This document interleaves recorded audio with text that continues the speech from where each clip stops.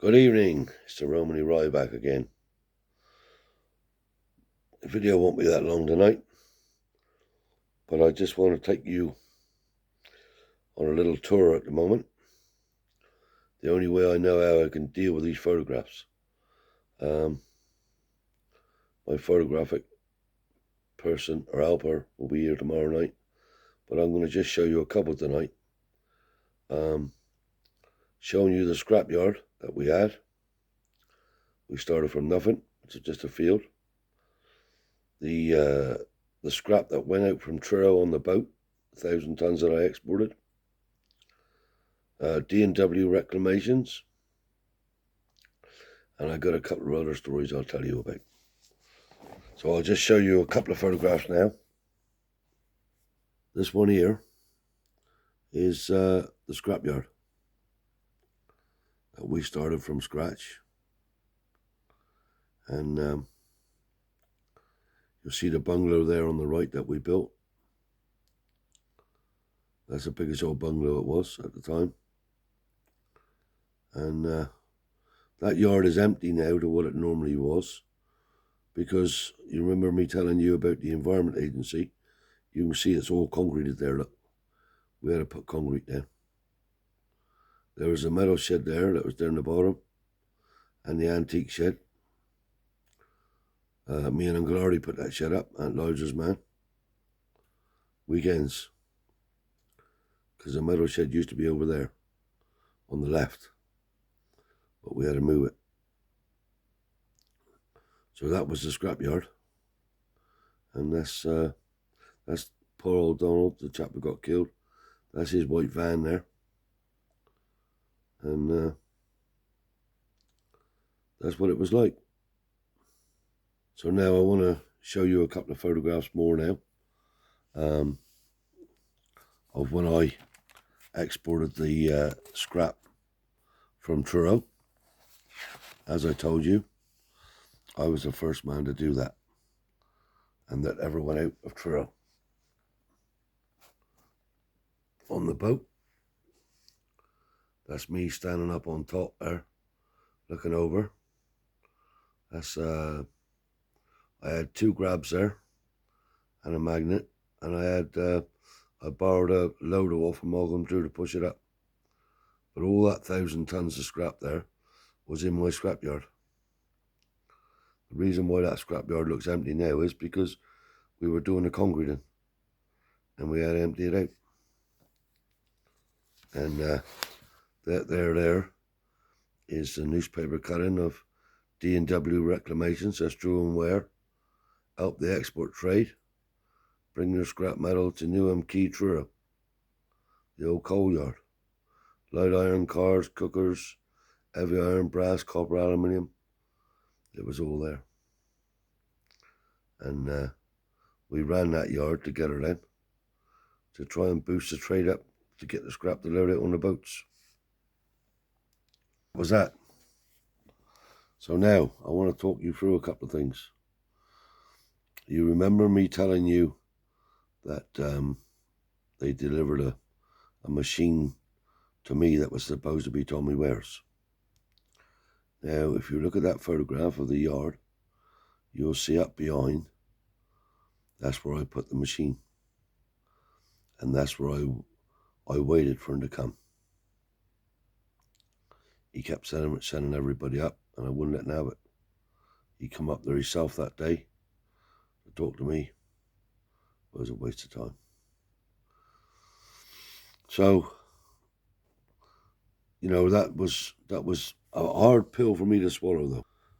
Because if you look at this photograph again now, you look to the right as I'm moving the thing across. Down below that was my father's field again. And that's the one where I went over the bank that morning to get me scrap when they called the police on me. And as I said before, hard pill to swallow, because that yard down there was definitely half of mine.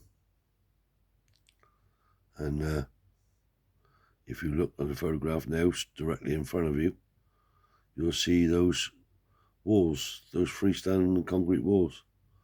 It was one of them that fell on poor old Donald. and killed them outright. Fucking things. Over the back there's a Lindemann shear, and used to put the scrap in there and that would cut it up. Anybody that knows about scrap metal knows what a shear is. And that's what that was. But it's important to know, and it's important to me, that you people who've been so kind with your comments know that we started that from nothing. And we didn't have nothing. We moved up there in a 12-foot trailer in the middle of winter. And we was having some electric from next door, and they turned that off one Sunday morning. But we struggled. We got by. And it was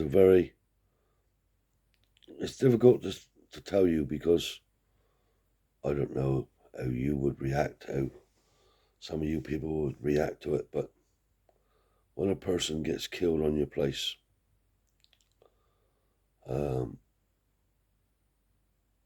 it knocks the stuffings out of you. And I sat in that bungalow there for nearly 2 years. Nearly every day. I didn't do fuck all, hardly. And it wasn't fair on my family, really. But I couldn't cope. I was under the doctors. I was under the fucking psychiatric treatment. I had to stop taking the tablets that they prescribed me, because that was just zonked me out. And it was a terrible thing. But that's what fucked it, though. But I just wanted you to see the things that I've told you about, and they've been all true. And it's nice now that I can find a way to show you the photographs and tell you the stories that surround them without you seeing it. I suppose sometimes it makes it a bit difficult. But just going over to the antique side again a minute, because it was a really good job for me, because I'm that way inclined, it's getting in and dicking was about. We had a phone call one day from Philip Adele. Clarence, he said, there's a lady that's being evicted over Perrin Porth. I said, Phil, I don't do evictions, mate. I said, I haven't got it in me to do that. And I wouldn't do nobody else's dirty work, no way. He said, all right, I'll tell you what I'll do. He said, I've got a spare set of keys here. I'll make sure the bailiffs have taken her out, and there won't be nothing for you to see. I said, that's all right, so long as that's the way it is. But don't ask me to evict anybody, because I won't do it. Told you I'd never done nothing like that in my life. And I have a thing about bailiffs anyway. Anyway. Off he goes. Gets over to this place. And this lady is called Mary, really. But she goes under the name of Madame Gazelle. She was a ballerina. But apparently about 70 odd now. So I gets there. Obviously the bailiffs is gone. She's sitting outside. She's on the pavement in her car. And waiting for me to get there. I gets there. She said, I suppose you've been told not to let me back in. You do know I am. I said, I don't know you from Adam, my love. She said, I'm Madame Gazelle. And she started doing these pirouettes and splits and doing all this ballet dancing, see? I said to myself, daughter, here's a rattle, innit? She said, you won't let me in, will you? I said, what is it you want? She said, well, they won't let me take none of my stuff. I said, no, that's not true, because Philip Adele wouldn't lie to me. I said, what is it you want? She said, I want to go back in there. I said, that's right. Now, he told me, under no circumstances, let this Ratley back into this place, see? Don't do it, he said. It have happened before. So I said to her, look, my darling, I said, I'm going to let you back in, and I'm going to let you take whatever it is you want. But when I say it's time to leave, you're going to have to leave. That's fine, she said, that's fine. Anyway, gets in there. And the place is full of all sorts. But she had some sort of connection with Russia, I do believe. Anyway, I drops the skip off. Roll on, roll off, Ben. I said to the chavies, right, let's load out the house. Take it all as it comes. We'll put it in the skip. I'll go away and get another skip by the time you loaded that, blah, blah, blah, right? So, when I'm gone, she gets right into the chavies that's working there for me, showing them all these moves and photographs of what she'd done. But the dear old Ratley, the trouble was, it was an old Willoway bungalow, falling down around her, and the water was coming in. All her beautiful stuff was fucked. It was all fucked. She had lovely photograph albums and costumes and all sorts of stuff there. All fucked with the water. Anyway, she was a crafty fucker, I'm telling you. And I swear to you now, as God is my witness, what I'm telling you is the truth. She was fly as a whip. What do you think she done? While she was in there rummaging through her stuff, and the chavies was bringing it out, she went in to the end bedroom, lifted the latches on the windows. They weren't left ajar, but they weren't locked either. So when my chavies and we all gelled, she was in there. Spent the night in there again. He gets back there the next morning, there she is, in the kennel again. I said, Mary, what did I ask you not to do? She said, that's all right, innit? That's all right. Anyway,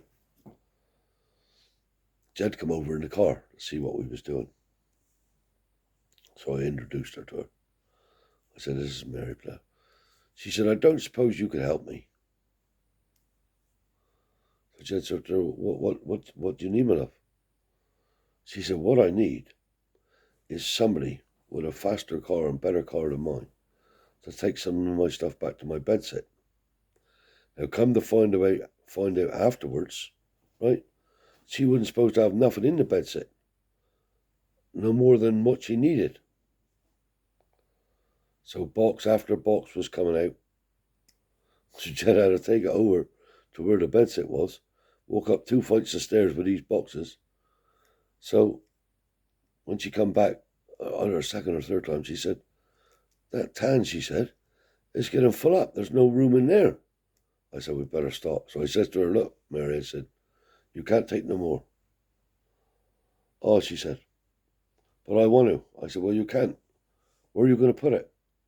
She said, would you be so kind to take some of this back to your place and store it for me? And what am I going to say? Well, Ratley's nearly rubbing all the time. Anyway, that's what we done.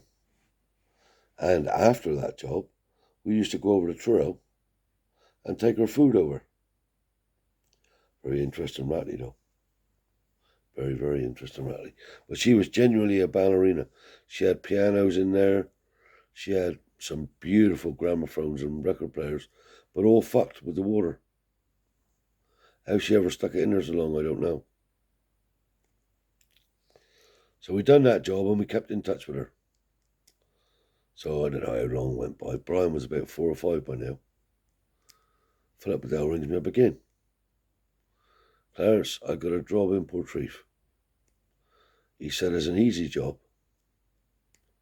He said it's only three tea chests full of china. He said, but the solicitors won't give clearance on it until it's done. And he said it's in the garage. So come on, Brian, we'll go over. So Brian was only a little boy.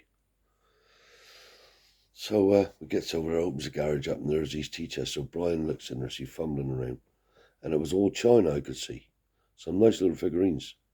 I thought, I ain't going to scrap this. I'll take it straight back to Philip. Goes back. Philip Bedell was in his sale room. I said, Phil, I got them tea chests on here, load of china. I said, I just want to bring it in here first as last. All right, he said. It turned out to be all Beatrix Potter figurines. For those 3 tea chests, we had 1,900 quid. Unbelievable. Little tiny figurines like this with foxes and badgers and all sorts of stuff. Pigs and all like that. Beatrix Potter it was. Yeah, 1,900 quid. That was a nice little find that day. So, yeah, the antique job was good to me. We did some gammy jobs, mine, where you were only going to get the bare amount. But at least I've shown you the scrapyard now. You can see what that is. I was born 100 yards down the road from that scrapyard, in the other scrapyard. But that was half mine, which I never got. But I think we've done a really good job coming from a 12-foot trailer to where we ended up. But it wasn't meant to be a forever job. And that's what you can say. And obviously, with the accident, that puckered my brain. So tomorrow night, I got my helper coming to do the photographing. And we'll go from there, and there'll be a lot more stories once I bring the photographs up. Because I keep telling you about these photographs and you don't see them. So I'm going to say to you now, it's bye-bye from the Romany Rye. And I'll catch you tomorrow night. And God bless. And once again, thank you to all the people that take the time to look at my videos. God bless you all.